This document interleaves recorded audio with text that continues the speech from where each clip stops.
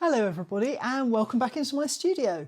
Hopefully you will have noticed that I've resumed publishing films on this YouTube channel, and I just wanted this week's one to be a catch up with what I have been doing when I haven't been filmmaking and what I plan to do in films for the rest of this winter. So I thought I'd give you a quick spin around the studio and chat about a couple of projects. So if we start off with saying hello to Doris, who is of course here to supervise proceedings. Although she's going to pretend that she doesn't know you're there. So moving along from Doris, we've got things pretty much as they have been for a long time down this side of the studio. The big news is that I now have an etching press as well as two relief presses. So if you want to come down this end, I'll show you my new etching press.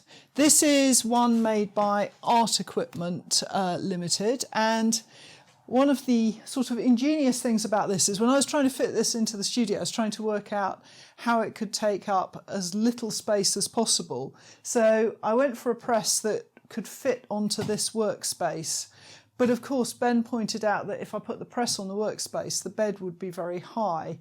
So he has ingeniously cut into the workspace and made a nice support for it here so that the bed is actually lying at a good height for me to use, and it's taking up minimal space there. So quite a nifty addition to the studio that's quite space saving. You might also notice I have replaced my curtains. I keep my framed work here where it's nice and it's dry, it's on battens above the floor for air circulation, and I use a protective curtain here. Now my original curtains, I made them in Hessian, burlap I think you call it in America, in the thoughts that they would be well ventilated, plenty of air holes. It was a mistake in retrospect because this stuff is really dusty. So I've stripped them all out and I've used old bed sheets to do this. So I've got fresh curtains, and that's how I store my framed work. The other thing we've got, and this probably isn't much use to anybody who doesn't do a lot of filming, but Ben has built himself a little film stand to accommodate all the stuff that we need to do Zoom classes, which we're going to be doing more of, and all the photography stuff we need. And it has, as you can see, power sources, which is great. So this is Ben's baby. This isn't really anything to do with me, but that's Ben's baby. The other thing I did this year was to have open studios, so I had the public coming in the studios. And in order to increase the hanging space, we put doors on my shelving units. So these are just sheets of MDF, basically, that Ben has attached to the shelving unit. So just some sturdy hinges down there, and it's brilliant because it's extra hanging space.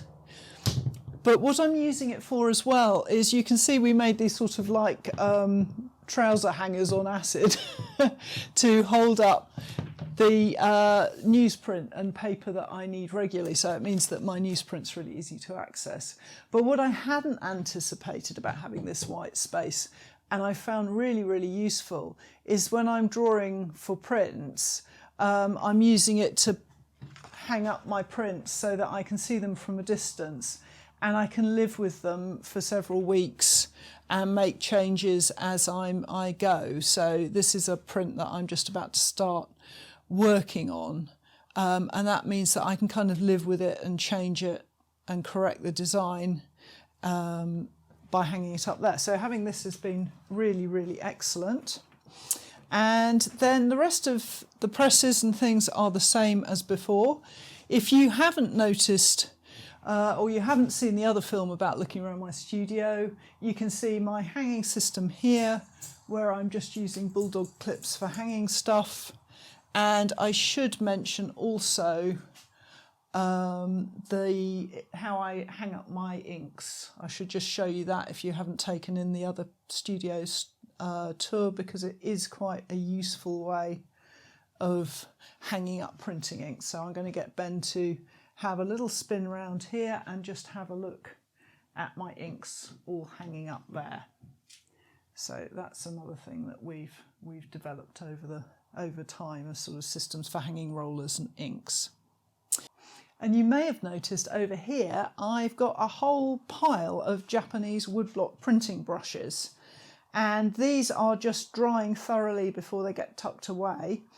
And the good news about these is that they're student brushes, and they mean that I have been teaching face to face again, and that has been such a pleasure after lockdown to be in the classroom with students. And my courses for next year I'm really excited about, because I'm going to be teaching independently, and I've found a great venue. I'm going to be teaching at Queen's Park Arts Centre in Aylesbury, and that's on a rail link from London. It's the studio where I'm going to be teaching is about a 15-minute walk from the station, very convenient. And I'm going to be teaching classes in Japanese woodblock and reduction lino cut. So if you're interested in classes, I'm going to put the details below, and you'll find everything on my website.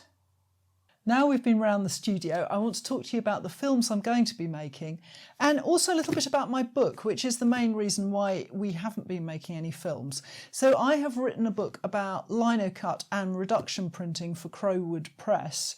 You may know my Making Japanese Woodblock Prints book that I wrote for them previously. This book is a much bigger book. It's going to be published as a hardback, which I'm really excited about. And also, it's very much what I wanted to say about lino cut. So there is a first section, which is a really big section on tools and materials, processes, what to look out for, what to do, that kind of thing. And then the middle section is all about drawing and designing and planning your lino cut print. So that sort of nitty-gritty thing about going from having a vague idea for a print that might be nice into the practicalities of getting that idea from your head onto a piece of lino and then cutting it as a print. So there's a big section on design. And then finally, at the end of the book, I've done 8 different lino cuts, and I've pulled them apart completely layer by layer and spoken about how they develop. So I'm really quite proud of this. It is now with the designers at Crowwood, and they are talking about a publication date of March next year. So if you would like to be informed when that's coming up to be published, I'll put a link down in the description below so that you can give me your email, and I will pop you an email when it is ready to be published. So there's that. Coming on to what we want to film, I want to do a couple of things this time. I want to do some videos that are around printmaking techniques, not tutorials exactly, but much more kind of following through a process in detail with explanations. And I've got a little print here that I'm going to kick off with, and a combination of lino cut and wood grain. So I've already done a little bit of prep for this, and I'm going to show you how I am going to raise some grain for printing and how I'm going to fit this piece of plywood into this lino cut design and print the whole thing as an accurately registered print. So there's going to be some little instructional videos. I'm also going to be making some more pledge prints. So these are my £35 original prints that I sell through the shop, so those will be coming up too. Put that to one side. And then the big project I have is with Bills and Rye Gallery in Yorkshire, and I'm going to be producing some one-off prints for them.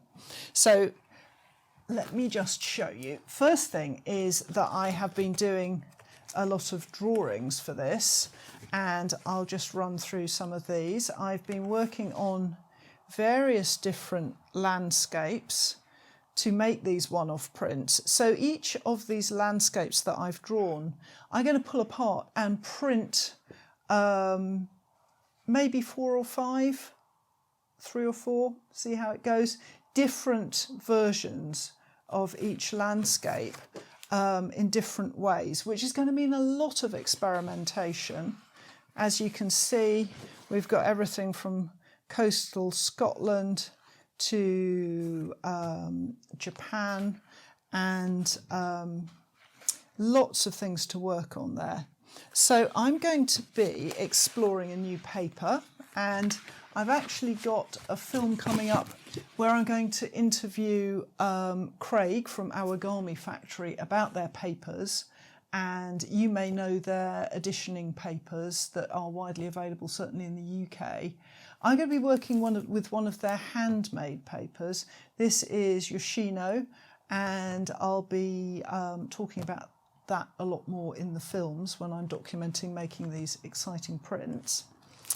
And to that end, I should just show you, for my new etching press, Ben has made me a lovely registration device out of clear acrylic, because I'm going to be switching between intaglio printing and relief printing for this project, so between the two presses, and this is going to enable me to do it. So this will be making an appearance later.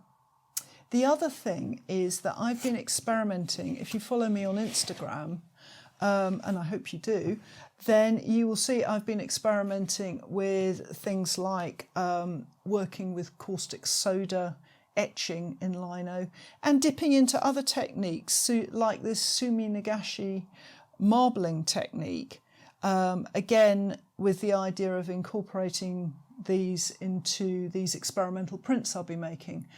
So I'll be making some films about these techniques, and we'll be making various documentary type films about me working on these one-off prints as well. So there's loads of stuff coming up, and I really hope that you will join me for the ride.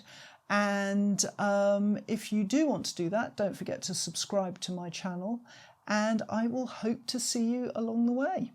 Thank you very much for watching, and I'll see you again soon.